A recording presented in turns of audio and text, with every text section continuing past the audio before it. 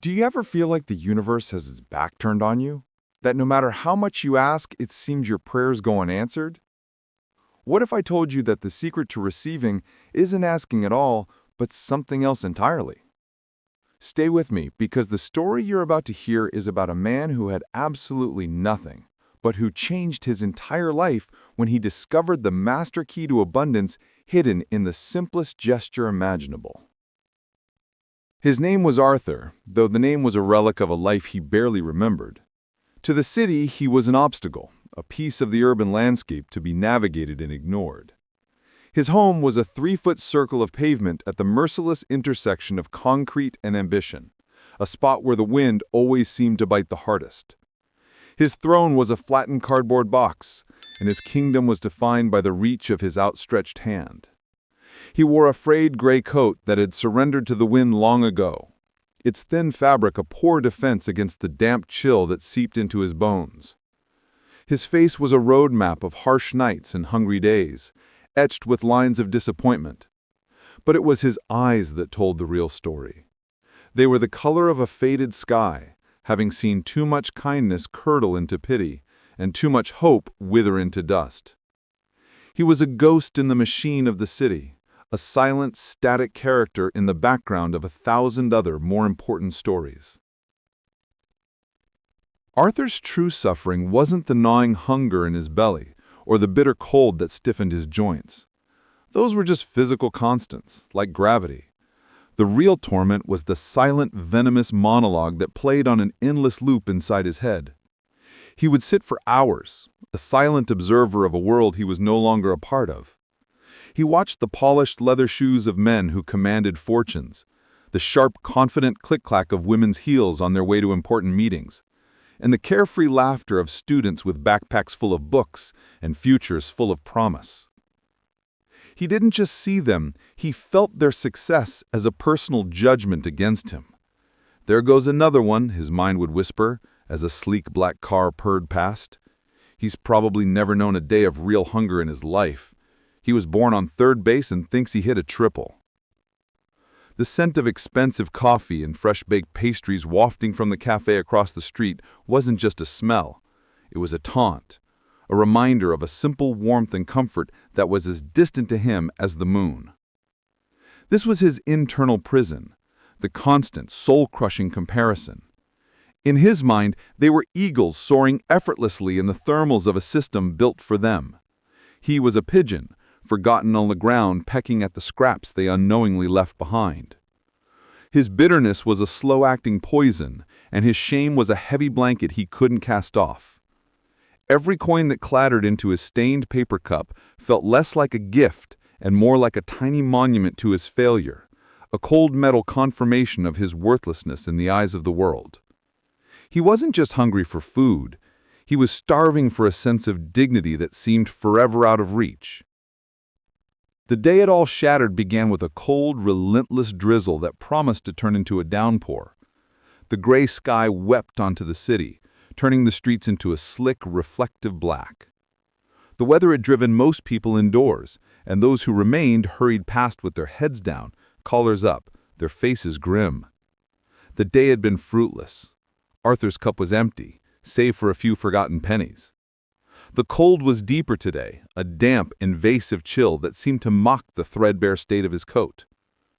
Just as he was about to surrender to the misery and find shelter, a small miracle appeared.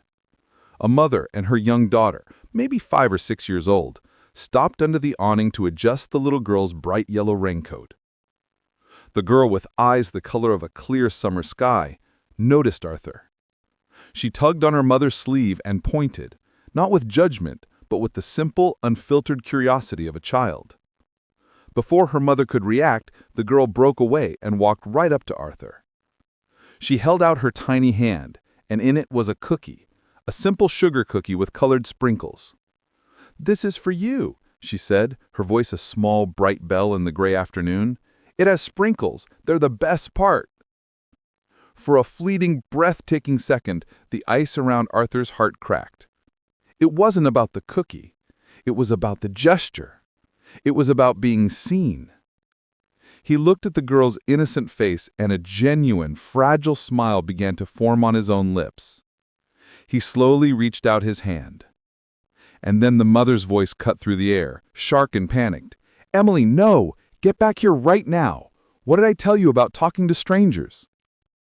She rushed forward, grabbing the girl's arm and pulling her back so forcefully that the cookie tumbled from her grasp, landing with a soft thud in a grimy puddle by Arthur's foot. The woman glared at Arthur, her face a mask of fear and disgust. "We don't give money or anything to people like that," she said, her voice low and sharp, meant for her daughter, but piercing Arthur like a knife. "You can't help them. They just use it for drugs or alcohol. It's a choice they make." She pulled her daughter away, leaving Arthur frozen on his cardboard throne. He stared at the cookie, its bright sprinkles now dissolving into the murky water. The woman's words were a physical blow, knocking the air from his lungs. It wasn't her fear that hurt him, it was her certainty, her casual, complete dismissal of his humanity. In that moment, he believed her. The tiny flame of hope the little girl had ignited was instantly extinguished, doused with the cold, dirty water at his feet. He wasn't just a man down on his luck. He was what she said, a problem, a parasite, a bad choice.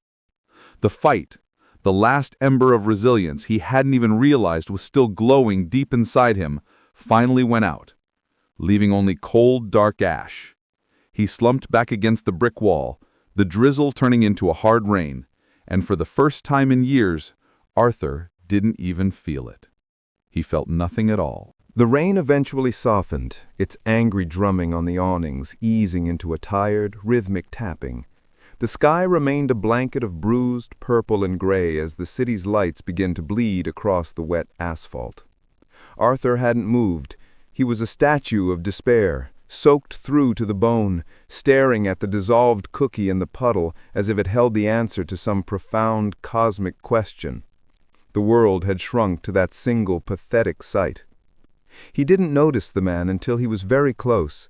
The only sound was the rhythmic shush-shush scrape of a heavy broom on the wet sidewalk.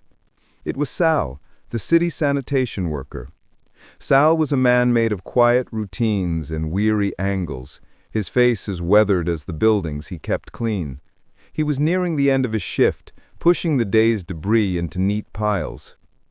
He'd seen Arthur at this corner for years, a silent fixture in his daily route. He'd seen him on good days and bad, but he'd never seen this look on his face. This wasn't just defeat, it was a hollowing out. Sal finished sweeping the corner and leaned his broom against the brick wall. He moved slowly, deliberately, and sat on the edge of a large concrete planter, not next to Arthur, but near him, respecting his space. He pulled a dented silver thermos from his bag, unscrewed the cap, and poured the steaming, fragrant liquid into the lid. He didn't offer any to Arthur. He just sat there, taking a slow sip of his coffee, the silence stretching between them, punctuated only by the distant sigh of traffic. "The rain washes everything clean," Sal said, finally, his voice raspy like gravel. He wasn't looking at Arthur, but at the gleaming street. "Gives you a fresh start. Most people don't see it that way. They just see the inconvenience." Arthur didn't respond. He didn't have the energy to form words. Sal took another sip. "I see you out here every day," he continued, his tone matter-of-fact, not pitiful. "I see your hand out. I see you asking. But I gotta be honest, I've never once seen you give anything." A bitter, guttural sound escaped Arthur's throat. It was almost a laugh. "Give," he rasped, the word tasting like rust in his mouth. "Give? What? Look at me. I've got nothing. I am nothing." Sal finally turned his head and looked directly at Arthur. His eyes were clear and steady, without a trace of judgment. "That's where you're wrong, my friend. You're sitting on a gold mine, and you're treating it like a garbage dump." Arthur just stared, bewildered. Was the old man crazy? Every single person who walks by here is carrying something. Worry, stress, loneliness, fear. They're all locked in their own heads, just trying to make it to the end of the day. They look right through you because you're just one more problem they can't solve. He took a long, slow breath. You have the power to change that. For just a second, you can give them something they didn't even know they needed. This was the most anyone had said to him in months. Arthur felt a flicker of defensive anger. And what am I supposed to give them? A lecture? My expert advice on being a failure? No, Sal said, his voice dropping, becoming more earnest. Something much simpler and much harder. I've got a challenge for you, a little experiment. Tomorrow, just for one day, from sunup to sundown, you are not allowed to ask for anything. Not a penny, not a scrap of food. Your cup stays empty, your hand stays down. Arthur's face contorted in disbelief. You want me to starve? I want you to try something different, Sal countered, leaning forward slightly. Instead of asking, your job is to give something to every single person who passes you. You will look them in the eye and you will give them a genuine smile. Not a pathetic, pleading thing, a real smile, the kind that comes from somewhere deep. And you will offer them a sincere good morning or have a great day. You will give them a moment of genuine, positive human connection. And this is the most important part. You expect absolutely nothing in return. No coin, no thank you, no nod. You give it away freely, like you're a millionaire, and kindness is your currency. The proposition was so utterly absurd, so disconnected from the reality of his gnawing hunger and cold bones, that Arthur could only stare. It was the advice of a madman. Sal seemed to read his thoughts. He screwed the lid back on his thermos and stood up, his joints creaking. Listen, what you've been doing isn't working, is it?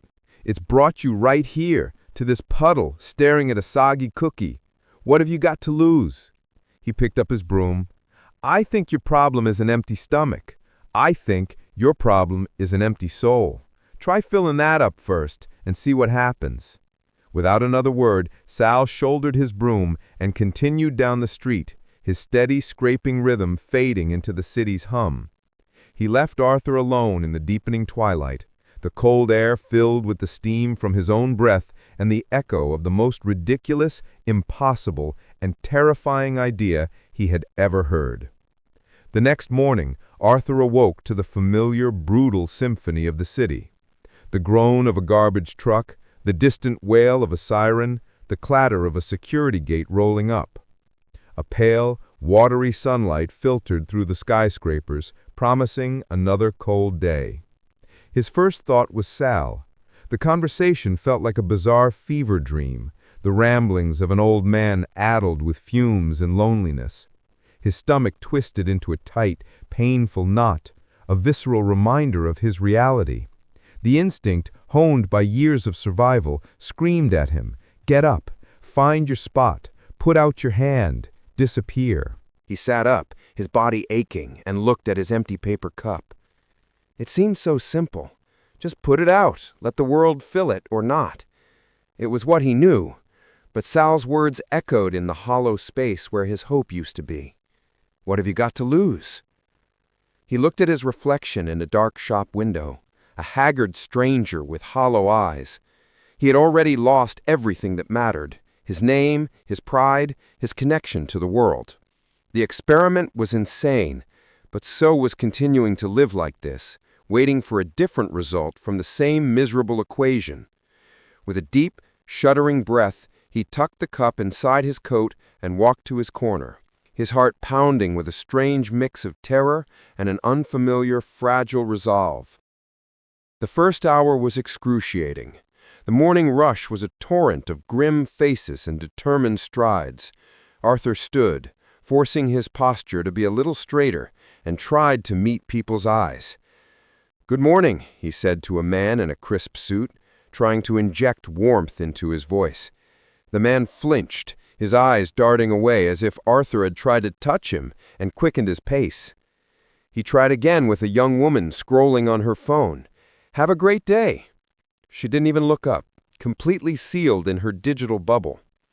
He offered a smile to a group of construction workers. One of them smirked and muttered something to his friend, who laughed. The sound was sharp and cruel. With each rejection, the old familiar voice in his head grew louder. "See? They hate you. You're a fool. You're a joke. They think this is a new trick. They're just waiting for the punchline."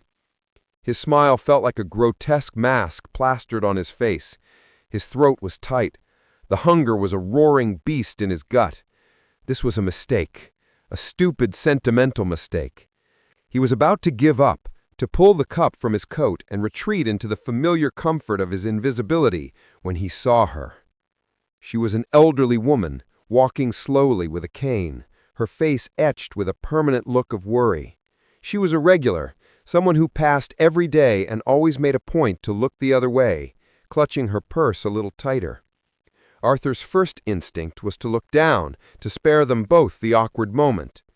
But then Sal's voice came back, clear as a bell. Expect absolutely nothing in return. It wasn't about them. It was about him. It was about the giving.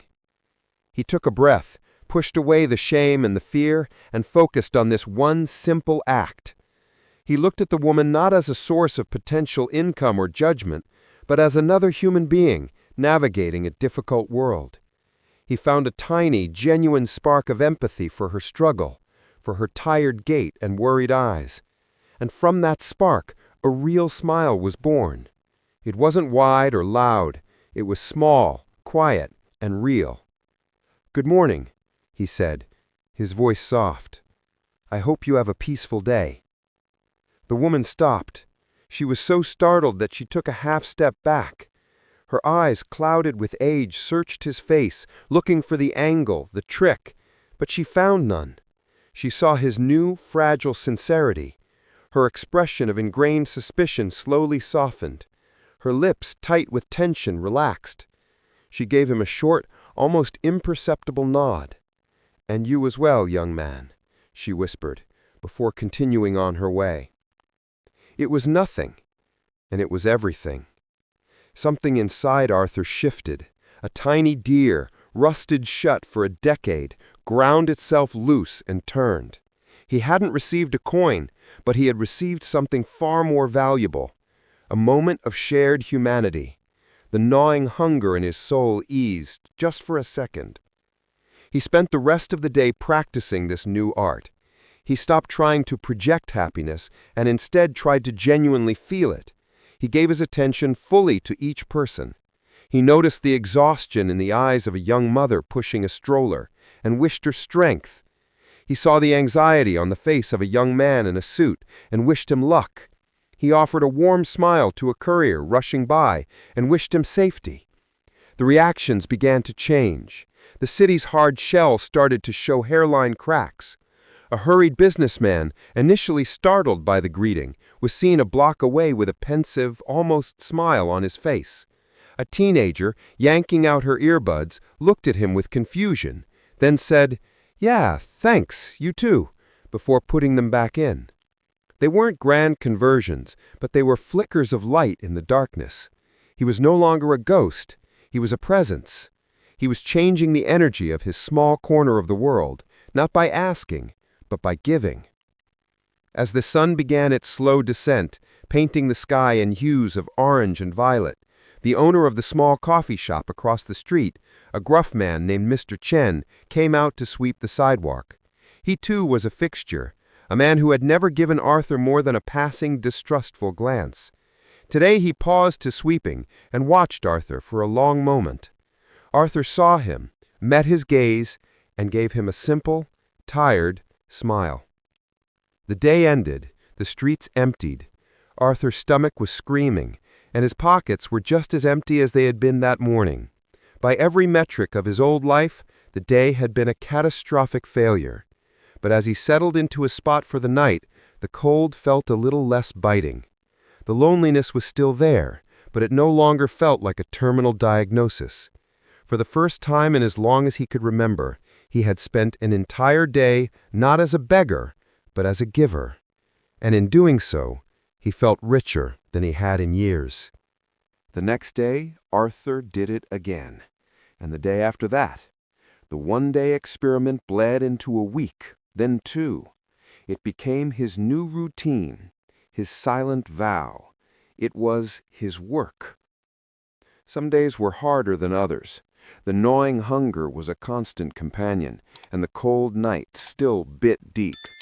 He survived on the unpredictable kindness of strangers, a piece of fruit left on the planter by an anonymous hand, a sandwich bought by a student who now greeted him by name. But there was a critical difference. These were no longer the pity offerings of a beggar's transaction. They were gifts, given in response to the light he was putting out into the world. He was no longer taking, he was participating in an exchange of grace. His corner began to change. The space around him, once charged with avoidance and suspicion, now held a small, warm pocket of calm. The regulars on the morning commute started to anticipate his presence. A stern-faced lawyer began to greet him with a nod and a rare, thin smile. The young mother with the stroller would stop and let her child say hello. He learned a few names. He heard snippets of their lives. He was no longer a ghost. He was becoming a landmark, a small human lighthouse in the storm of the city. Across the street, Mr. Chen watched it all from the window of his coffee shop. He was a pragmatist, a man who believed in balance sheets and the tangible quality of a good espresso. He had initially watched Arthur with suspicion, convinced this new act was a long con, but he couldn't deny what he was seeing. He noticed that the customers who walked past Arthur before entering his shop were different. They came in with a lighter step, their shoulders a little less tense. They were more patient in line, more likely to smile at his baristas. Arthur's relentless, free-flowing kindness was acting as an emotional buffer for the day's anxieties. He wasn't just a man on a corner, he was improving the atmosphere of the entire block. He was, in a strange and undeniable way, good for business. One crisp afternoon, about a month after Sal's challenge, Mr. Chen put down his towel, walked out of his shop, and crossed the street. He stood before Arthur, who was in the middle of wishing a group of tourists a wonderful visit.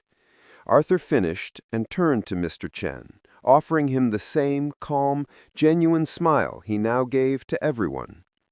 "Arthur," Mr. Chen said, using his name for the first time, "I have been watching you, every day." Arthur simply nodded, waiting. "My front door is a mess. People rush in, they rush out. They're on their phones, they're stressed, they bump into each other. They bring all the city's frantic energy right into my cafe." He paused, looking directly into Arthur's eyes. "What you do out here, you're like a doorman for the soul. You change the mood before people even get to my door." He took a breath. "I don't have much, but I have a proposition. I need someone at the entrance, not a security guard, but a host, someone to hold the door, to greet every person with a real smile, to make them feel welcome before they even order, to set the tone. The pay isn't great, but it comes with 3 meals a day from the kitchen and a small, clean room I have above the shop." He gestured back at the cafe. "The job is yours, if you want it." The city noise around Arthur seemed to fade to a dull roar. The words hung in the air, shimmering with impossible weight. A job, a room, meals. It was a lifeline, a bridge back to a world he thought was lost to him forever. But as he looked at Mr. Chen's serious face, a profound realization washed over him, so powerful it almost brought him to his knees. The job wasn't just a job. It was the destination his entire journey had been leading to. He finally understood. His curse, having absolutely nothing material to give, had been his greatest gift. It had forced him to mine the only resource he had left, his own humanity. It forced him to discover the infinite renewable power of giving kindness. He didn't need to become a businessman in a suit or an eagle soaring in the sky. His purpose wasn't to become something else. It was to become more of who he truly was. His calling was to stand at the threshold, not just of a coffee shop, but of people's stressful days, and offer a moment of grace. He had thought he was a beggar, but he had discovered he was a merchant, and his priceless product was a genuine human connection. A single tear traced a clean path through the grime on his cheek. It wasn't a tear of sadness, or even relief. It was a tear of profound, soul-shaking gratitude. "Yes," Arthur said, his voice thick with emotion, but clear and steady. "Thank you. I'd like that very much." So Arthur's story isn't about a magical transformation from a homeless man into a CEO in a skyscraper. It's about something much more real and much more powerful. It's the story of a man who changed his entire world, not by getting something he didn't have, but by giving something he had all along. His journey shows us a profound truth. The universe isn't a vault you have to crack open to get what you need. It's an ecosystem that responds to what you put out. Do you remember that feeling we talked about in the beginning? The feeling that the world has its back turned to you?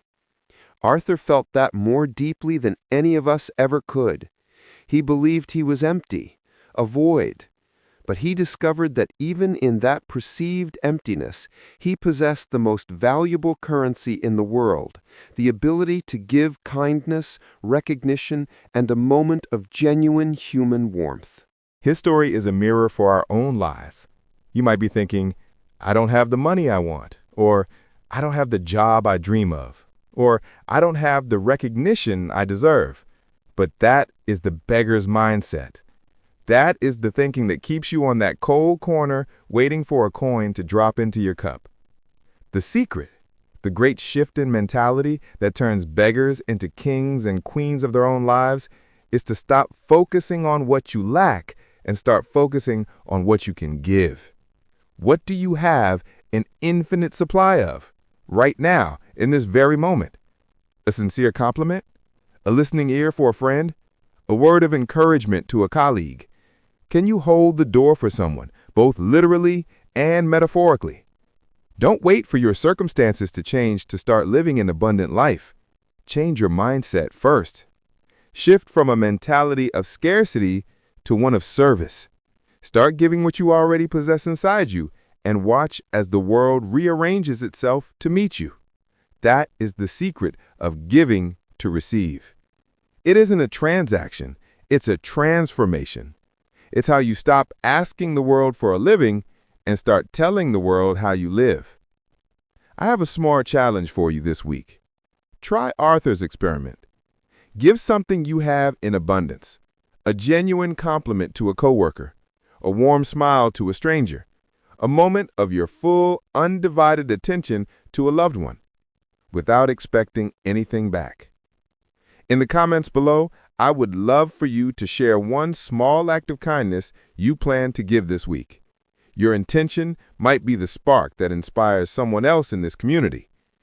And if this story sparks something in you, help us spread this message by sharing this video with just one person who needs to hear it today.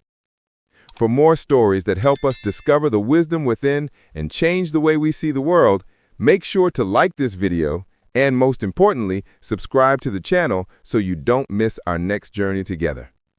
Thank you for watching. Now go out there and give.